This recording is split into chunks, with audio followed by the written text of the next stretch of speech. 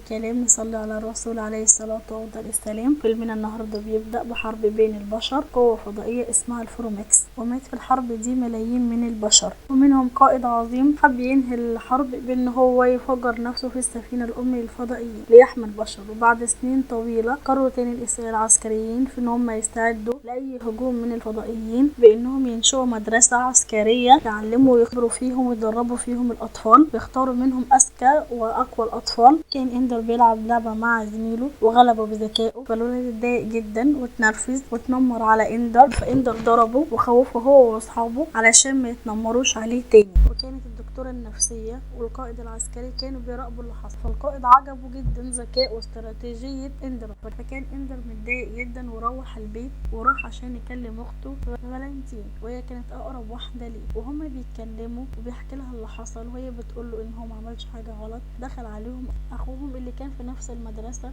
واتطرد بسبب العنف، فضرب إندر عشان يعرفوا ان هو كمان فاشل زيه. القائد والدكتورة لبيت إندر علشان يضموه للأطفال اللي هم اختاروهم، وراح معاهم فعلا وانضم لباقي الأطفال، وانطلقت بيهم السفينة الفضائية، وكان مبسوط جدا ان هو انضم تاني للمدرسة العسكرية، وكان مع فريق المبتدئين، وكانوا متجاهلينه جدا وسابوله اول سرير علشان يكون بعيد عنه. بعد كام يوم اخته وحشته جدا، فكان بيبعت لها رسائل علشان خاطر يطمن عليها، بس هي ما كانتش بترد. وتاني يوم دخل القائد العسكري علشان يفهمهم التعليمات، فسألوا إندر هم ليه منعوا رسائل الكترونية عنهم، فقالوا القائد ان هو كده احسن ليهم علشان حالتهم النفسيه. وخرج القائد، فطبعا الرقيب اتعصب عليه جدا عشان ما يتكلمش تاني، فعجبه بان هو يعمل 40 ضغط. فزمايله اعجبوا جدا بشجاعته وجرأته وراحوا اتغدوا معاه علشان يرجعوا اصدقاء، والقائد خدهم علشان يفرجهم على الحروب اللي خدوها مع الفضائيين، وانهم نجحوا في هزيمه الفضائيين بتضحيه وشجاعه القائد ريكين اللي هو ضحى بنفسه علشان خاطر يحمي البشر. والاطفال فرحوا جدا بالانتصار، الا إندر كان بيحلل المعركة وبيحاول يفهم شخصية الفضائيين. والقائد والرقيب خدوا الأطفال يتدربوا في غرفة ما فيهاش أي جاذبية، والقائد اختار إندر الأول اللي عجبه بيه، وبعد كده كان صاحبه بيه، وكان بيه ماهر جدا في ان هو يعرف يحكم نفسه في الجاذبية. وحاولوا يكتشفوا السلاح اللي معاهم ان هم يطلقوا الطلقات على بعض، وعرفوا ان الطلقة بتجمد البدلة اللي هم لابسينها وما بيعرفوش يتحركوا بيها. وبعد التدريب جمع الفريق علشان يناموا، بس إندر حب يلعب لعبة على التابلت المفعل بالتحكم الذهني، واللعبة دي كانت عبارة عن فار قدامه كاسين، واحد مسموم والتاني لا. فأول محاولة اتسم، وتاني محاولة برضه اتسم، ومكانش فيه إلا المحاولة الأخيرة اللي هي التالتة، ففكر فكرة خارج الصندوق وقتل فيها الوحش. أكد إعجابه بإندر ورقاه ونقلوه لفريق أكبر منه، وكان الفريق اسمه سليماندر، بس القائد بتاع الفريق عمله معاملة وحشة جدا علشان هو كان لسه مبتدئين، وطبعا اتنمر عليه. بس بيترا وهي البنت الوحيدة اللي كانت في فريق سليماندر وكانت معجبة بشجاعته، وفي الاستراحة اخدته بترا علشان تدربه وتعلمه ازاي يسيب الهدف. وشافهم بونزو اللي هو قائد الفريق اللي اسمه سليماندر، وهدده بان هو لو شافه بيتدرب مع اي حد تاني من فريقه هيأذيه. وتاني يوم راح فريق بونزو للتدريب، وكان معاهم إندر، بس بونزو رفض تدريب إندر وقال له خليك خارج غرفة التدريب. وهم في التدريب اصابت بترا، فدخل إندر عشان ينقذها ومسك ايديها، فعاش إندر في جو التدريب وخد سلاحين وبدأ يسيب الأهداف. وطبعا كان القائد بيشاهد بالتدريب وانبهر بإندر، واتضايق جدا بونزو من اللي حصل، وراح عشان يكلمه عن ان هو ليه دخل غرفة التدريب، ولقى إندر بيدرب بترا على الكونغ فو، فضربه ببطنه وقال له لو ما سمعتش الكلام تاني انا هقتلك. وراح إندر ينام، وعلشان ينسى اللي حصل لعب اللعبة تاني، وشاف الفار بيخرج من الوحش، وشاف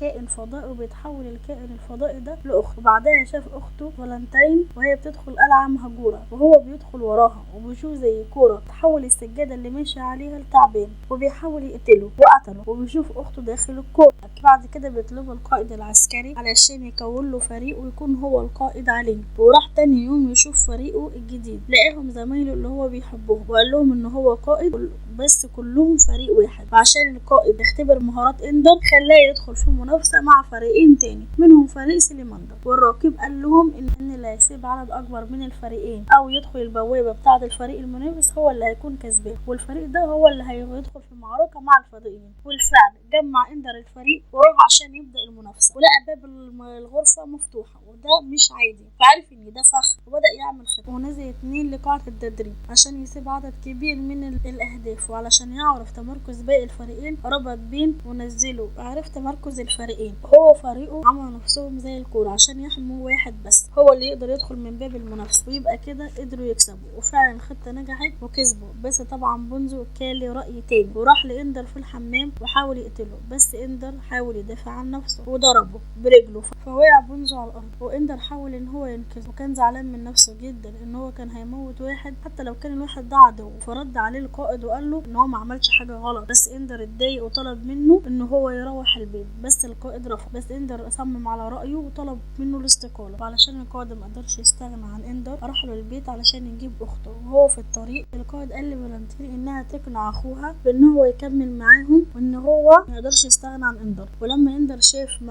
شاف أخته ما كانش مصدق، فحكى لها على اللي حصل معاه، وقالت له هو كان بيدافع عن نفسه وإنها مطمئنة جدا إن أخوه هو القائد اللي بيحمي البشر. وفعلا رجع وهو في السفينة سأل القائد هما ليه ما راحوش المدرسة العسكرية، فقالوا إنهم رايحين مكان أبعد بكتير من هنا، مكان فضائيين اللي البشر قدروا إنهم يستولوا عليها من 27 سنة. وبعد كده دخل أوضته عشان ينام، ولما صحي بص من الشباك وحس إن في شخص غريب في الأوضة. لقى الشخص ده حاول إن هو يضربه، وعرف إن هو القائد روكيم اللي هو فجر نفسه في السفينة الأم للفضائيين، وإن هو ما ماتش، بس هو خبى موضوع هو ما ماتش علشان خاطر يحافظ على أسرار الحرب. والقائد وهو بيتكلم مع إندر عن الاستعدادات والتدريبات، فسأله إندر لما انتوا استوليتوا على المكان ده من الفضائيين من 27 سنة هم راحوا فين؟ فقال له القائد إن هم حصروهم في كوكبهم الأم. فقال له إندر لما انتوا حصرتوهم في كوكبهم الأم انتوا ليه بتحاربوهم؟ فرد عليه القائد وقال له علشان نمنع أي حروب مستقبلية. والقائد ركيم خد إندر وفرجه على الحروب اللي خاضها مع الفضائيين، وقال له إنك لما تدمر السفينة الأم ما كانش ده هو الاختيار الصح. وراح إندر والقائد ركيم لقاعة المحاكاة، ولقى هناك أصحابه جوه القاعة مستعدين. والقائد ركيم بيعرف إندر بالأسطول البشري والمدفع MD 500، وهو أقوى مدفع عرفته البشرية ويكون تحت قيادة بترا. ويأمر إندر بالأسطول إنهم يهاجموا الفضائيين على كوكب بعيد، وإندر قال لبترا إنها ترجع لورا يهاجم الفضائيين من فوق بطيارات بدون طيار، وده بيكون فخ للفضائيين لحد ما يحرك المدفع من تحتهم. وفعلا نجحت الخطة وانتصروا واحتفلوا الفريق بالانتصار، ورجعوا تاني في المحاكاة، بس كانت صعبة المرة دي جدا بسبب الضغوطات وقلة النوم. ومع مرور الوقت حسوا انها واقعية فعلا،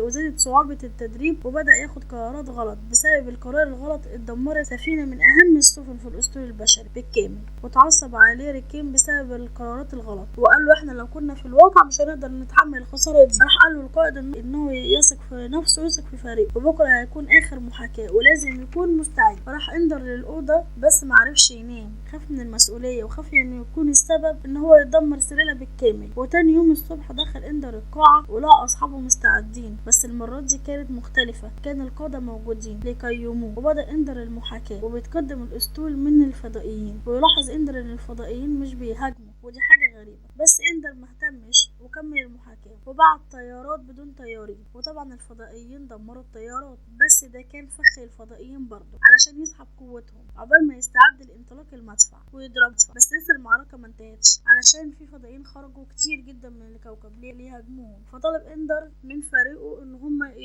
يطلقوا الطيارات اللي بدون طيارين حوالين الاسطول ليحموه. وبدأ الاسطول فعلا يقرب من كوكب الفضائيين، وطبعا اتدمرت الطائرات، طيارات كتير جدا. طلب إندر من بيترا شحن المدفع وتنطلقوا وان هو يضربه لما يقربوا من كوكب الفضائيين. وكانت مغامرة كبيرة من إندر، وطلب إندر من الطيارات انها تندفع للامام لينشغلوا الفضائيين، وبعد كده تبدأ بترا انطلاق المدفع. وفعلا دمر الكوكب الفضائيين بالكامل، واحتفلوا الفريق بالانتصار ما عدا القادة. فاستغرب إندر وحس ان في حاجة غريبة. القائد قال لإندر انها ما كانتش محاكاة، دي كانت معركة حقيقية وتدمر الفضائيين الى الابد. فزعل إندر وتعصب وقال له ان هو ليه كذب عليه، وقال له انه كان تدريب، قال له علشان نرتاح باقي العمر. وإندر قال له بس هم ما كانوش بيهاجموا، كانوا بيدافعوا عن نفسهم، احنا كده قضينا عليهم. فخدروه علشان يهدى، وهو نايم حلم بكل حاجة، وعارف ان الفورمات كانوا عايزين يقولوا له على حاجة، فصحي وجري. وبترا كانت معاه وقالت له ان اللي بيعمله ده غلط وان ده فيه خطورة عليه، بس هو ما اهتمش وجري ودخل